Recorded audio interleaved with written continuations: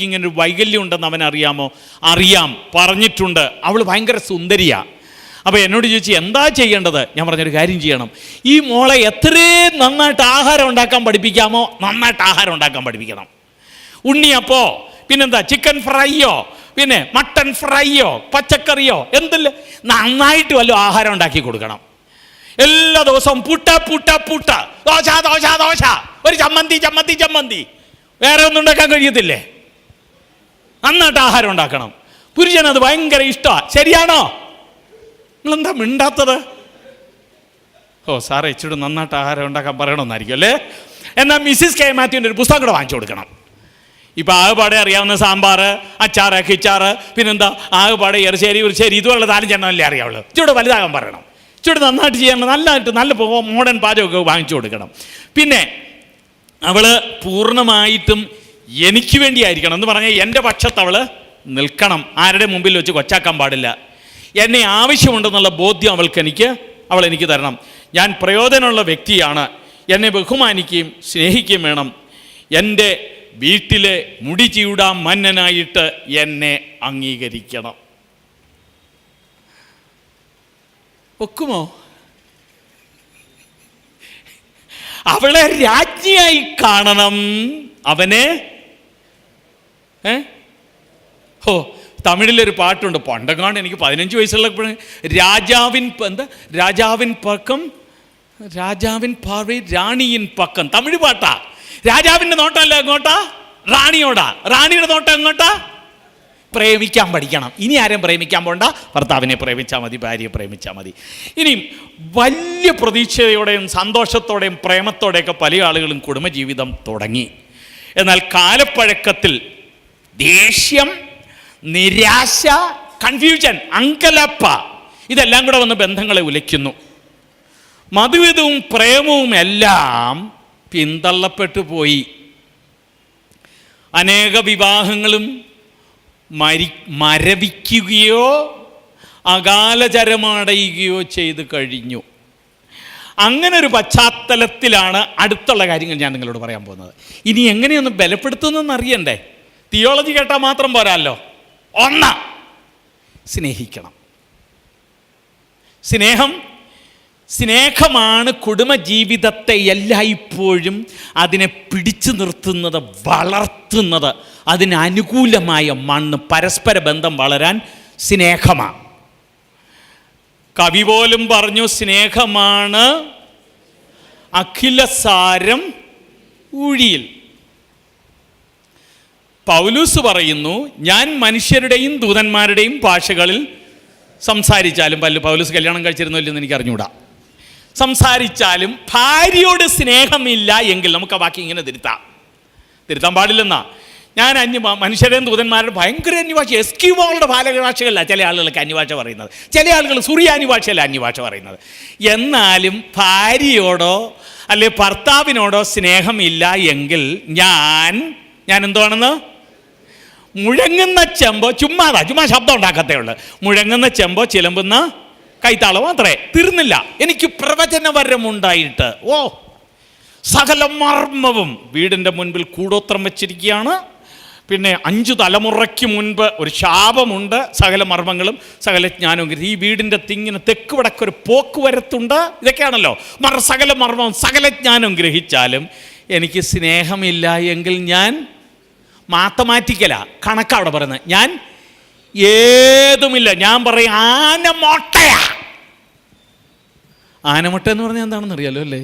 ഞാൻ പണ്ട് വിചാരിച്ചിരുന്ന ആന മുട്ട ഇടുകയാണെന്നാ. കുട്ടിക്കാലത്ത് കേട്ടിരുന്നതാ.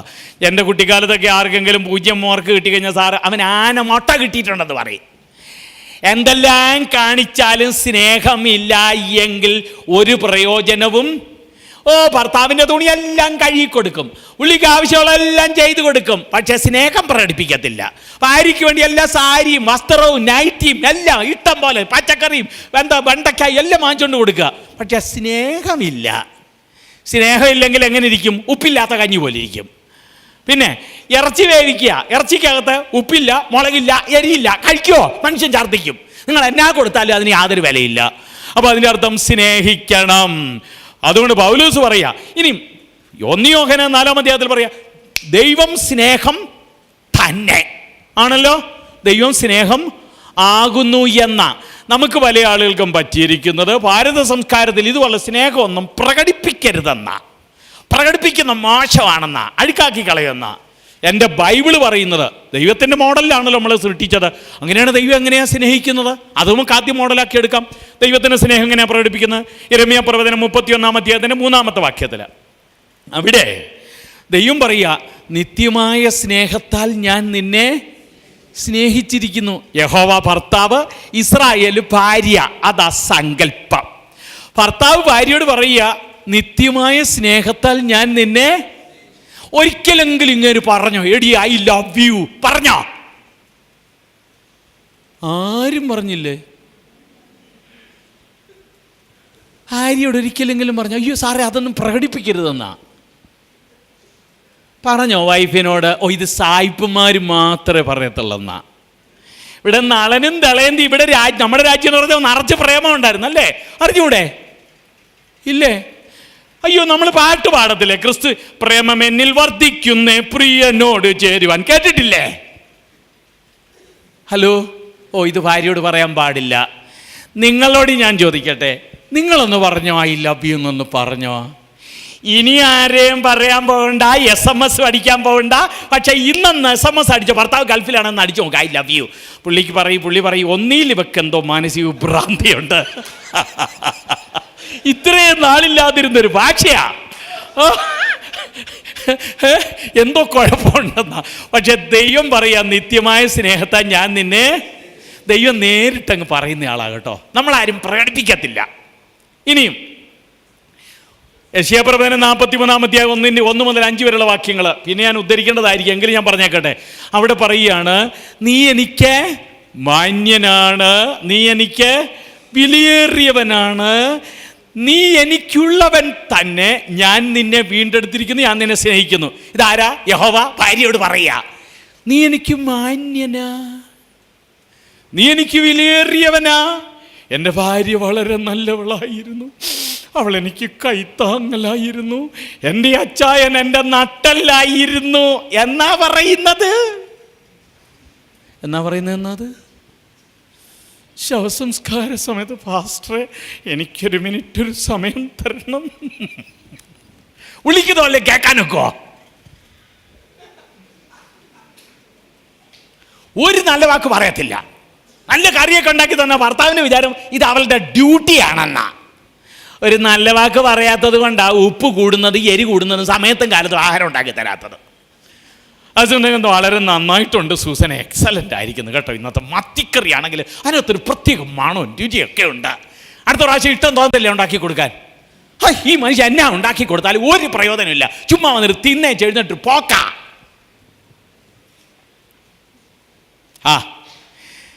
എനിക്ക് മാന്യനും വിലയേറിയവനുമാ പല സ്ത്രീകളും പറയുന്നത്. എന്നെ അങ്ങേര് കല്യാണം കഴിച്ച് അങ്ങേരുടെ തുണി കഴുകാനായിട്ടാ, ഞാൻ ഈ വീട്ടിലെ വേലക്കാരിയാ. ചിലർ പറയുന്നുണ്ട് പുള്ളി എന്നെ ഒരു വേശ്യയായിട്ട് ഉപയോഗിക്കുന്ന, പച്ചയായിട്ട് എത്ര എണ്ണം എന്നെ എടുക്കരുതെന്ന് പറഞ്ഞിട്ടുണ്ടെന്നറിയോ? പുള്ളി എന്നെ സെക്സിന് വേണ്ടി ഉപയോഗിക്കാനാണ് കല്യാണം കഴിച്ചാണ്, കുട്ടികളില്ലാത്തതുകൊണ്ടാണ് എന്നെ പറയുന്നത്. ഇവിടുത്തെ അയാൾ ഉപയോഗിക്കുകയാണെന്ന് ഭർത്താക്കന്മാർ പറയും. അവളുടെ വിചാരം ഞാനിവിടെ കാശുണ്ടാക്കുന്ന ഒരു മരമാണെന്നാ, എന്നാ ചെയ്താലും ഒരു വിലയില്ലെന്നാ. ഇതേ പരസ്പരം ഒരു വാക്ക് പറയാഞ്ഞിട്ടാ. നമ്മൾ വലിയ ആളുകൾ ഒരു വേർഡ് ഓഫ് അപ്രീസിയേഷൻ ആരും പറയത്തില്ല. നമ്മുടെ ഒരു വലിയ രോഗമാ അപ്രീസിയേഷൻ പറയുന്നത്. എങ്ങനെയാണെന്ന് പിന്നെ ഞാൻ പറഞ്ഞുകൊള്ളാം. നീ എനിക്ക് മാന്യല്ല, നീ എനിക്കുള്ളവൻ തന്നെ എന്ന് എൻ്റേത് മാത്രം. പണ്ട് പ്രേമലേഖനം ആർക്കെങ്കിലും എഴുതിയോ? എഴുതിയെങ്കിൽ ഇന്ന് പറയണ്ട. എൻ്റേതാ, യു ആർ മൈൻ എന്ന് പറയുന്നതേ അതെ എന്ത് ഭാഷയാണെന്നറിയാം? പ്രേമഭാഷയാ. എന്നും എൻ്റേത് മാത്രം. ആ ബോധ്യം നിങ്ങളുടെ ഭർത്താവ്, നിങ്ങളുടെ ഭാര്യയ്ക്ക് അനുഭവപ്പെട്ടിട്ടുണ്ടോ? മക്കൾക്ക് തോന്നാറുണ്ടോ? അതോ അവൻ അധികപ്പറ്റാണെന്നാണോ തോന്നുന്നത്? അവന് കണക്ക് കുറച്ച് കിട്ടിയത്, കുറച്ച് മാർക്ക് ഇടാ കഴുത, നീ എന്തിനാടാ പഠിക്കാൻ പോകുന്നതെന്നാണ് പറയുന്നത്. എനിക്ക് ഓർമ്മയുണ്ട്, ഒരിക്കൽ ഒരു കൗൺസിലിങ്ങിന് വേണ്ടി ഒരു പയ്യനെ, 10ാം ക്ലാസ്സിൽ പഠിക്കുന്ന ഒരു പയ്യനെ അമ്മയും അപ്പനും കൂടെ കൊണ്ടുവന്നു. അപ്പോൾ അവന് 96 മാർക്ക് കിട്ടി 100-ൽ. ഞാനിപ്പോൾ അവനോട് പറഞ്ഞു, മോനെ കൺഗ്രാജുലേഷൻസ്, അഭിനന്ദനം. ഒരൊറ്റ കരച്ചില്ല കൊച്ച്. ഞാൻ ചോദിച്ചു, എന്തിനാ കരയുന്നത് മാർക്ക് കൂടുതൽ കിട്ടിയെന്ന്? എൻ്റെ അമ്മ എന്നോട് പറഞ്ഞു എന്താണെന്ന് കേൾക്കണോ? ഞാൻ ചോദിച്ചു, എന്താ പറഞ്ഞത്? എവിടെ പോയടാ 4 മാർക്ക്? എവിടെ പോയടാ 4 മാർക്ക്? ആ പെറ്റമ്മേന്നാ പേര്. പ്രകടിപ്പിക്കത്തില്ല. ഈ കുട്ടിക്ക് തോന്നി ഞാൻ ഈ വീട്ടിൽ അന്യനാണെന്ന്. അങ്ങനെയുള്ള കുട്ടികളാണ് വഴിയിൽ കളിച്ച് നടന്ന് പന്തും കളിച്ച് കഞ്ചാവിനകത്ത് അവൻ സുഖം കണ്ടെത്തുന്നത്, പ്രേമിച്ച സുഖം കണ്ടെത്തുന്നത്. വീട്ടിലുള്ളൊരു മൃദുലതയും ആശ്വാസവും അതല്ല കാണുന്നത്. എനിക്ക് മാന്യന വിലയേറി, ഞാൻ നിന്നെ വീണ്ടെടുത്തിരിക്കുന്നു, ഞാൻ നിന്നെ സ്നേഹിക്കുന്നു. തീർന്നിട്ടില്ല. ഇതൊക്കെ ദൈവം പ്രകടിപ്പിക്കുന്നതാ. പുതിയ നിയമത്തിലേക്ക് വരുമ്പോൾ ഇവൻ എൻ്റെ പ്രിയ പുത്രൻ, ഇവനിൽ ഞാൻ, അതാ ദൈവം പോലും പറയുന്ന അതാ. നമ്മളെല്ലാവരുടെ മുമ്പിൽ വെച്ച് 2 വഴക്കാ പറച്ചില്. മേലാൽ ഭാര്യയും ഭർത്താവിനെയും മക്കളെയും ആരുടെ മുമ്പിൽ വെച്ച് കുറ്റം പറഞ്ഞേക്കരുത്. നിർത്തണം. ഫൈനൽ ഡേ ആയത്. അതിനി വേണ്ട. വല്ലതും പറയാനുണ്ടെങ്കിൽ അടുത്ത് ചെന്നിരുന്ന് പറയണം. നാട്ടുകാരെല്ലാം കൂടെ കേൾക്കത്തക്ക തരത്തില്ല. നാട്ടുകാരെല്ലാം കേൾക്കത്തക്ക തരത്തിലാ പറയുക. നിങ്ങളുടെ കുഞ്ഞ് നന്നാവില്ല, ഭർത്താവ് നന്നാവില്ല, ഭാര്യ നന്നാവില്ല. അവർക്ക് ആത്മാഭിമാനത്തിന് ക്ഷതവാ പറ്റുന്നത്, തിരുത്തലല്ല. തിരുത്തലാണെങ്കിൽ സ്നേഹത്തിൽ സത്യം സംസാരിക്കണം. സ്നേഹമില്ലാത്ത ഉപദേശത്തോട് അത് ചെയ്യുന്ന അപ്പനോട് അമ്മയോട് മക്കൾക്ക് പുച്ഛവാ, ഭാര്യയ്ക്ക് പുച്ഛവാ, ഭർത്താവിന് പുച്ഛവാ. എന്താണെന്നറിയോ? വാത്സല്യവും കരുതലുമല്ല, നിങ്ങളവരെ ചവിട്ടി തേക്കുകയാണ്. ദൈവം പറയുകയാണ്, അതുകൊണ്ട് ഇവൻ എൻ്റെ പ്രിയപുത്രൻ. ദൈവം സ്നേഹം പ്രകടിപ്പിക്കുമോ? പുത്രനെ നൽകുവാൻ തക്കണം ദൈവം ലോകത്തെ. അകത്ത് വെച്ചിരിക്കുന്ന സ്നേഹമല്ല, സാക്ഷാൽ സ്നേഹം പ്രത്യക്ഷമായെന്ന നമ്മൾ പ്രകടിപ്പിക്കാറുണ്ടോ? സ്നേഹത്തിൻ്റെ ഏറ്റവും ഉയർന്ന ഭാവം കാണണമെങ്കിൽ എവിടെ പോകണമെന്നറിയോ? കാലൂർ ക്രൂശിലേക്ക് പോകണം. അവിടെ ചെന്ന് കഴിഞ്ഞാൽ സ്നേഹം അക്ഷരാർത്ഥത്തിൽ പ്രകടിപ്പിക്കുക. അവൻ്റെ തലയിലേക്ക് നോക്കണം. മുൾക്കിരീടം ചാഞ്ഞടിച്ച് സ്നേഹമാണ് ഒഴുകുന്നത്, ചങ്കിൽ നിന്ന് സ്നേഹമാണ് ഒഴുകുന്നത്. അവൻ്റെ വാക്കുകളിൽ പോലും ഇത്ര ക്രൂരത ചെയ്തിട്ട്, എത്ര പരാജയപ്പെട്ടിട്ടും അവൻ പറയുക, പിതാവേ ഇവർ ചെയ്യുന്നത് ഇന്നതെന്ന് അറിയായിക്കൊണ്ട് ഇവരോട് ക്ഷമിക്കണമേ എന്നാ. അപ്പം അതിൻ്റെ അർത്ഥം സ്നേഹിക്കുക. അതാ. ഒരു കാര്യം കൂടെ പറഞ്ഞിട്ട് ഞാൻ ആ ഭാഗം അങ്ങ് വിടാം. ദൈവത്തിൻ്റെ സ്നേഹം. ഈ ശലോമോൻ ശൂലേമിയെ സ്നേഹിക്കുന്ന ഒരു സ്നേഹമുണ്ട്. അത് ഏത് പുസ്തകത്തിലാണ്? ഉത്തമഗീതത്തിൽ. എനിക്കാദ്യം മനസ്സിലാകത്തില്ലായിരുന്നത് എന്തിനാ ഈ പുസ്തകം ഇതിനകത്ത് ഉൾപ്പെടുത്തിയെന്ന്. കാലപ്പഴക്കത്തിലാണ് മനസ്സിലാക്കുന്നത്. ലൈംഗികതയ്ക്കും പ്രേമത്തിനും ഭാര്യ-ഭർത്തൃ ബന്ധത്തിലൊരു പാവനതയുണ്ടെന്ന് ഉറപ്പാക്കാൻ മുദ്രയിട്ട് വെച്ചിരിക്കുന്ന പുസ്തകം അത്. അപ്പനും അമ്മയും മക്കളെല്ലാം കൂടെ ഒരുമിച്ചിരുന്ന് വായിക്കുന്ന പുസ്തകം അല്ലത്. പക്ഷേ അതൊരു മോഡലാണ്, പ്രധാനപ്പെട്ട മോഡല്. ശലോമോന് ആ പെങ്കൊച്ചിനെ വിളിക്കുന്നൊക്കെ ഒന്ന് കേൾക്കണേ. ഇന്നൊന്ന് വിളിക്കണേ, ഒന്ന് വിളിച്ച് നോക്കണേ, ട്രൈ ചെയ്യണേ. എൻ്റെ പ്രിയേ. കല്യാണം കഴിക്കാത്ത ആരെങ്കിലും ഉണ്ടെങ്കിൽ ഇന്ന് അത് ആരോടും ഇപ്പോൾ പറയണ്ട, കല്യാണം കഴിച്ചിട്ട് പറയാൻ. നേരത്തെ എല്ലാം റിസർവ് ചെയ്ത് വെച്ചോളൂ. എൻ്റെ പ്രിയേ. പിന്നെ ബാക്കിയൊന്ന് പറ, ഒരു കൈത്താങ്കലത്താ. എൻ്റെ പ്രിയേ, എൻ്റെ കാന്തേ. പിന്നെ എൻ്റെ പ്രാവേ. എന്താ? എൻ്റെ പെങ്ങളെ ഒരിടത്ത് വിളിക്കുക. എൻ്റെ പെങ്ങളെ ഒരിടത്ത് വിളിക്കുക. എൻ്റെ സുന്ദരി. തീർന്നിട്ടില്ല.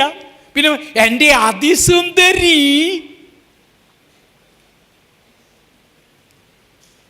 അവള് തിരിച്ചു പറയുന്നത് എന്താണെന്നറിയോ? ആ പെങ്കൊച്ചെല്ലാം പറയുന്നുണ്ടോ? എൻ്റെ പ്രിയ, എൻ്റെ കാന്ത. പിന്നെ 10,000 എന്തൊരു അഭിമാനം അല്ലേ? പക്ഷെ അവളൊരു കാര്യം കൂടെ പറയുന്നുണ്ട്. ഞാൻ കറുത്തിരുണ്ടവളാണെങ്കിലും അവൾ നീഗ്രമായിരുന്നു നിങ്ങൾ അറിഞ്ഞിരിക്കണം. എന്നാലും ഞാൻ എൻ്റെ പ്രിയന് പ്രിയപ്പെട്ടതാണെന്ന്. അവളുടെ കറുപ്പ് നിറമല്ല അദ്ദേഹം കാണുന്നത്. നിന്റെ പല്ലുകളൊക്കെ ഇതെന്ത ഗോപുരം പോലെ ഇരിക്കുന്ന വെളുത്ത പല്ല കണ്ടത്, കറുത്ത തൊലിയല്ല കണ്ടത്. നമ്മളിങ്ങനെ നോക്കിയിരിക്കുക. കുട്ടം മൈക്രോസ്കോപ്പ്. കേരളക്കാർക്ക് മൈക്രോസ്കോപ്പ് കൂടുതലാ. കണ്ടില്ലയോ ഉമ്മൻചാണ്ടിയുടെ കാര്യം? ഇപ്പോൾ കട്ടപ്പെടുകയാ. കരിങ്കാലി കരുണാകര, കരിങ്കാലി അച്യുതാനന്ദൻ, കരിങ്കാലി. ഇതെങ്ങനെ വിളിച്ചത് കേട്ട് കേട്ട് കേട്ട് ഇതാ നമ്മൾ പഠിച്ചേക്കുന്നത്. നമ്മുടെ സംസ്കാരം ഇതാ. അവിടെ പറയാം, ഞാൻ കറുത്തിരുണ്ടവളാണെങ്കിലും ശലോമോൻ അവൾക്ക് ബോധ്യം വരുത്തി. എടി നിൻ്റെ കറുത്ത നിറമായിരിക്കും, പക്ഷെ നിൻ്റെ പല്ലുകളൊക്കെ ദന്തഗോപുരം പോലിരിക്കുകയാ. ഓരോന്നും അദ്ദേഹം വിവരിക്കുന്നുണ്ട് കേട്ടോ. അതെങ്കിലും നോക്കി പഠിക്കണേ. ആദ്യ സ്നേഹം വിട്ടുപോയി എന്നൊരു കുറ്റം നിന്നെക്കുറിച്ച് ദൈവത്തിൻ്റെ സഭയെ പോലും പറയുന്നത്. ആദ്യ സ്നേഹം വിട്ടുപോയി എന്നൊരു കുറ്റം നിന്നെക്കുറിച്ച് പറയുവാൻ ഉണ്ട്. 10 മിനിറ്റേ ഉള്ളൂ. നിങ്ങൾക്ക് ഇംഗ്ലീഷ് നന്നായിട്ട് വായിക്കുന്നവരുണ്ടെങ്കിൽ, നെറ്റ് ഉപയോഗിക്കുന്നവരുണ്ടെങ്കിൽ 5 ലവ് ലാംഗ്വേജസ് എന്നും പറഞ്ഞ് വെറുതെ അടിച്ചു കൊടുക്കണം. ബാക്കി വായിക്കണം. സ്നേഹത്തിൻ്റെ 5 ഭാഷകൾ. 5 ലവ് ലാംഗ്വേജസ്. അതെല്ലാം കൂടെ പറയാൻ സമയം കിട്ടുകയില്ല. ഒരു വലിയ കണ്ടെത്തൽ, ക്രിസ്തീയ കൗൺസിലറെ കണ്ടെത്തലാണ്. നമുക്കെല്ലാവർക്കും മാതൃഭാഷയുണ്ട്, മലയാളം. മലയാളത്തിൽ സംസാരിക്കുന്നതാണ് നമുക്ക് എളുപ്പം. ഈ ഭാഷയിൽ ഇങ്ങോട്ട് വർത്താനം പറയുന്നതാണ് നമുക്കിഷ്ടം. അതാ വളരെ വേഗത്തിൽ ആശയവിനിമയം നടക്കുന്നത്. നമ്മുടേതല്ലാത്ത ഒരു ഭാഷയുള്ള ഒരാളിനെടുക്കുക നമ്മൾ ആശയവിനിമയം നടത്തി കഴിഞ്ഞാൽ തെറ്റിദ്ധാരണയാണ്. കുറച്ച് നേരം കഴിഞ്ഞാൽ മുഖത്തോട് പോലും മുഖം നോക്കില്ല, തെറ്റിദ്ധാരണകൾ വരാൻ സാധ്യതയുണ്ട്. ഇതുപോലെ തന്നെ അത് ഭാഷ, മാതൃഭാഷയെക്കുറിച്ചാണ്. സ്നേഹത്തിന് 5 ഭാഷകളുണ്ടെന്നാണ് എന്ന് പറഞ്ഞാൽ സ്നേഹം മറ്റുള്ളവരോട് പ്രകടിപ്പിക്കുന്നതിന് വേണ്ടി 5 രീതിയിൽ കഴിയുന്നെന്നാണ് പഠനങ്ങൾ കാണിക്കുന്നത്. ചുരുങ്ങിയ വാക്കുകൾ മാത്രം ഞാൻ പറയട്ടെ, പിന്നെ നിങ്ങൾ തനിയെ വായിച്ച് നോക്കണം. 1, ചില ആളുകൾക്ക് സ്നേഹം പ്രകടിപ്പിക്കുന്ന അവരുടെ ലവ് ലാംഗ്വേജ് എന്നാണ് പറയുന്നത്. അവർ സ്നേഹം പ്രകടിപ്പിക്കുന്ന എങ്ങനെ? വാക്കുകളിലൂടെയാണ്. അവർക്ക് സ്നേഹം കിട്ടാൻ ഇഷ്ടം അവർക്ക് വാക്കുകളിലൂടെയാണ്.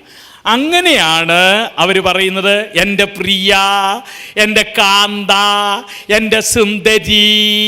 വല്ലപ്പോഴും ഒരു നല്ല വാക്കെന്ന് പറയണേ. നിങ്ങളുടെ ഭർത്താവിൻ്റെ ലവ് ലാംഗ്വേജ് എന്താ, ഭാര്യയുടെ ലവ് ലാംഗ്വേജ് എന്താണെന്ന് അറിയണേ. എല്ലാവർക്കും ഒരേ ലാംഗ്വേജ് അല്ല.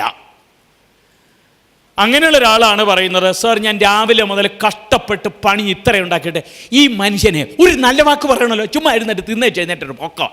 അവരുടെ ലവ് ലാംഗ്വേജ് എന്താണെന്നറിയാമോ? ഒരു നല്ല വാക്ക്, ഒരു കോംപ്ലിമെൻ്റ്, ഒരു അഭിനന്ദനം, ഒരു നന്ദി. വാക്കുകളിലൂടെ ആ സ്നേഹം പ്രകടിപ്പിക്കുന്നത്. 2, ക്വാളിറ്റി ടൈം, സമയം, വിശിഷ്ടമായ സമയം. എൻ്റെ അച്ചായന് എല്ലാ കാര്യത്തിനും സമയമുണ്ട്, എൻ്റെ കാര്യത്തിന് വേണ്ടി മാത്രം സമയമില്ല. അവർക്ക് എന്താണെന്നറിയാമോ സ്നേഹം പ്രകടിപ്പിക്കുന്നത്? അവരോട് കൂടി വിശിഷ്ടമായ സമയം ചെലവഴിച്ച് അവരുമായി നിങ്ങൾ ഒരുമിച്ച് പങ്കിടുന്ന സമയം അവർക്ക് പ്രധാനം. വിശദീകരിക്കത്തില്ല. 3, മൂന്നാമത്തത് എന്താണെന്നറിയാമോ? 3, റിസീവിങ് ഗിഫ്റ്റ്സ്, സമ്മാനം. അവൻ ഗൾഫിൽ പോയിട്ട് വന്ന് വെറും കൈയായിട്ട് വന്ന് 2 ചോക്ലേറ്റ് അവന് കൊണ്ടുവരാമല്ലോ. അവർ സ്നേഹം പ്രകടിപ്പിക്കുന്ന എങ്ങനെയാണെന്നറിയാം? സമ്മാനം കൊടുത്താൽ. അവർക്ക് സമ്മാനം കിട്ടാൻ അവർക്കിഷ്ടം. അതുകൊണ്ട് ഞാൻ അപ്പന്മാരുടെ അടുക്കലേക്ക് പോകും, വെറുതെ കൈ വീട്ടിച്ച് പോകരുത്, 4 ഉണ്ണിയപ്പമെങ്കിലും വാങ്ങിച്ചുകൊണ്ട് പോകണം വീട്ടിലോട്ട്. ഭാര്യയുടെ ലവ് ലാംഗ്വേജ് അതാണെങ്കിൽ. അപ്പോൾ എത്ര ലവ് ലാംഗ്വേജ് ആയി ഇപ്പം? വാക്കുകൾ, സംസാരം, 2ാമത്തത് സമയം, 3 സമ്മാനം, 4